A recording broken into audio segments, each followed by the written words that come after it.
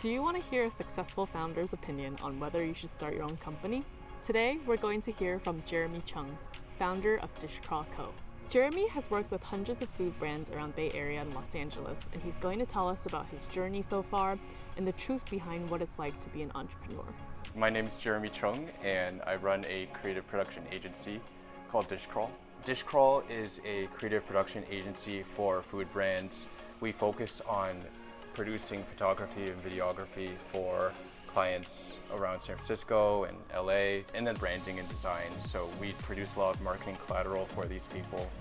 So whether that's packaging design or flyers, email marketing, it's sort of an full service marketing firm. So I majored in psychology, and I thought I was going to be going into research and maybe get a PhD in psychology and go that route. I taught students at this place called Elite Educational Institute, and I taught them SAT prep, and I was also doing research at Stanford, the Lifespan Development Lab, and it was a mixed bag, but definitely SAT prep was a lot of fun. After that, I was an intern at Postmates, and I did some marketing work for them. It was guerrilla marketing, go out on the field, try to get more drivers for Postmates, on-demand food startup based in San Francisco. And I did that for 3 months, and then I joined another startup called Velocity App. So I had a lot of fun at particularly Velocity App because I did a lot of food photography, was building up partnerships, learning about the sales pipeline, and just engaging with a lot of restaurant owners during the time. I closed 60 deals with them during that time with the strategic partnerships manager, and I also got to eat really well. After that experience, I was still, I was very interested in the food space, food and beverage, and the intersection of that and tech. And so I joined another startup called Taro, which is an on-demand food delivery company for homemade meals.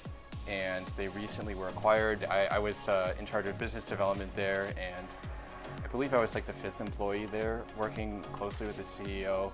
I learned a lot about just building startups from the ground up, and it was just interesting to see, working closely with the engineering team, the product team, as well as the CEO to build the whole sales pipeline and just make things work. I was applying to different MBA programs, I was applying to different psychology programs, and I didn't know if psychology was the right route for me, seeing that I tried research and it felt very isolating. I was going towards the food tech route, and so I thought that doing an MBA was the right thing to do to sort of get a general education in management, accounting, finance, economics, and entrepreneurship. If you want to do an MBA, I would really think about your why and why you want to do it. Is it to make more money, or is it to get into a managerial role? Is it to join consulting? I didn't know if working in corporate was the right thing for me at the time, seeing that I figured I very much valued creativity and freedom, as well as taking ownership in my work, as well as, I guess, the pay would be significantly higher if I worked for myself potentially. So I figured, with all that being said, working for myself was a better route to take, especially while I was young. And I knew that once I finished an MBA, I would either have to join a corporate life or work for myself. And ever since the near beginning of my MBA, I guess I just took that leap and realized that I just wanted to try it while I'm still young. And if I fail, then I can still go into consulting or join a startup. In the early days, it was definitely scary because I would hear a lot of comments and get a lot of feedback from family and friends about how it's not very sustainable and it's not realistic. But I guess to do something great with your life, you need to think sort of outside the box. I think that doing a corporate job, for sure you will survive, but in order to sort of thrive, you should be doing a startup That being said, it's not for everybody. It's very, very difficult. It's very time consuming, and it changes your whole lifestyle. And I don't think it's for everyone, but if you're young and you sort of have that itch to scratch, that entrepreneurial itch, then you should definitely take the dive and find the right mentors and the right business partners, work with the right people, and a lot of it's about mindset and just not giving up.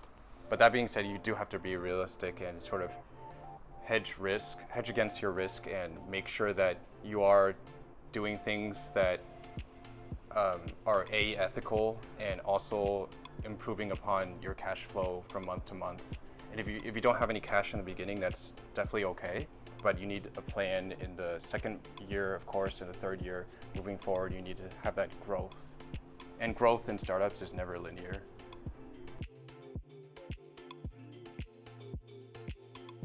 Like, the most exciting thing about doing your own company is to onboard new clients. And to do that, we always make them feel very good about their decision, and we present them with a welcome kit, as well as onboarding, and just go through. It's not a boring onboarding, but it's supposed to be exciting and motivating. And so we give them a slightly personalized onboarding kit to make them feel comfortable. And we also schedule a meeting, whether that's via Zoom or in person. All of these processes are well documented, so you could just easily, if anyone comes on board with us, we're able to just keep repeating this process. And so once we go over, like, for instance, project details, exactly what types of timelines are we looking at, budget details, and exactly which people are involved. And so all of these documents are well organized on a Google Drive, and we communicate via Slack. This is integrated across Gmail and like Salesforce and Zapier. So you can see how all of these moving parts come together. My favorite part about doing all of this is definitely the project management. I'm very passionate about project management because it's just fun seeing how all of these moving parts come together. My favorite thing to do is to network and connect with other entrepreneurs that are just crushing it within particularly food and beverage, since I'm so passionate about that space.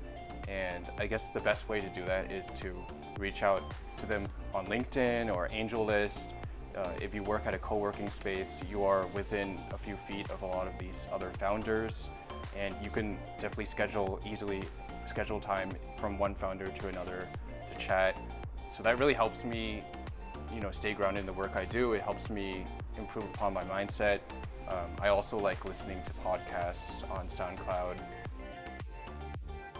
The Founder series, FOUNDR, they have a lot of podcasts they release from week to week regarding all sorts of topics within entrepreneurship. It's always going to be very tough. There's no easy days ever.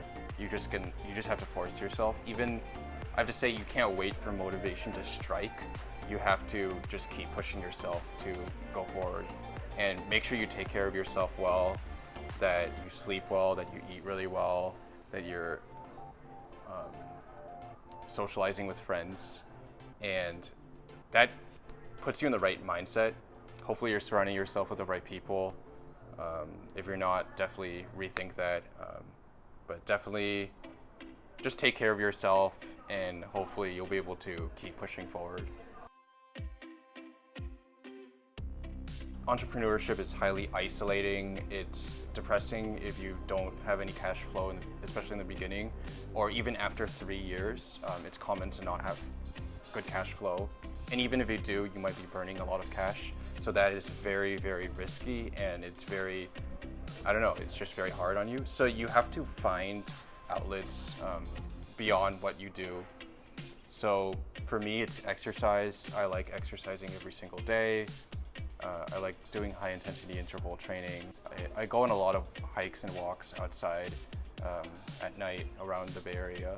So it really helps me get better mental health.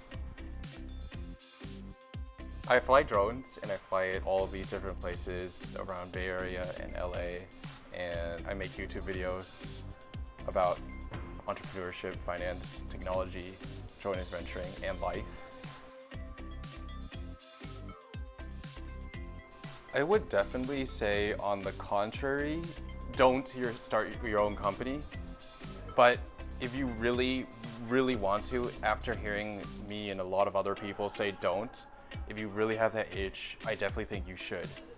I know that sounds really confusing, but if you are sort of going back and forth between should I do it or not, that means that you don't have enough motivation to do it. But if you're just like, you don't really care what other people are saying or thinking, and that you want to do it, then you should definitely do it. It has to be, it's something that has to come from within. No one can force you to start your own company.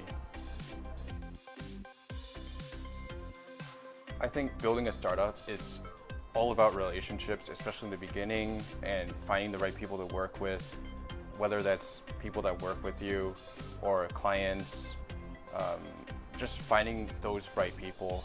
And definitely you can't do it for the money, because in the very beginning you will be completely broke, and you'll be devastated if you do it for the money, quite frankly. And you just have to, if you want a life of freedom and you find that doing a startup is right for you, and it is for like more personal reasons like creativity and freedom, then that might be more of the right route and the right rationale behind doing a startup.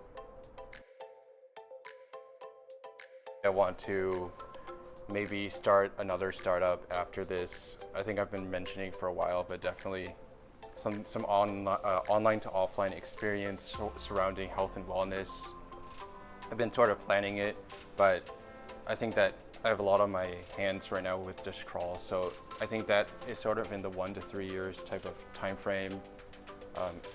If it's a sort of longer time frame, like 5 to 10 years, I don't know, because it's very hard to tell the future. I don't know if maybe I'll join an early stage startup within the food space. Maybe I'm sick of the food space and join a health and wellness startup. Maybe I'll quit startups altogether and just go into education. I'm not sure. I'm also passionate about education. I think it's just a really cool tool to empower the youth to do great things. And I think that there's a lot of stuff going on in this world today that makes me wonder if we should teach things in schools surrounding particularly social studies, surrounds like history and like economics, but maybe we need to teach things such as kindness and compassion that's not often taught in schools, as well as mental health, as well as finance, and finance in the way of your personal finance. So there are certain topics that are really important to me, and I think that this world has a lot to improve upon, so maybe education might be in the books. I think that life is very short, and we need to think about what's like going on in the world and why are like there's so many problems. Definitely just be kind to others, be a good person, do the right thing, and ultimately you also want to do what you love.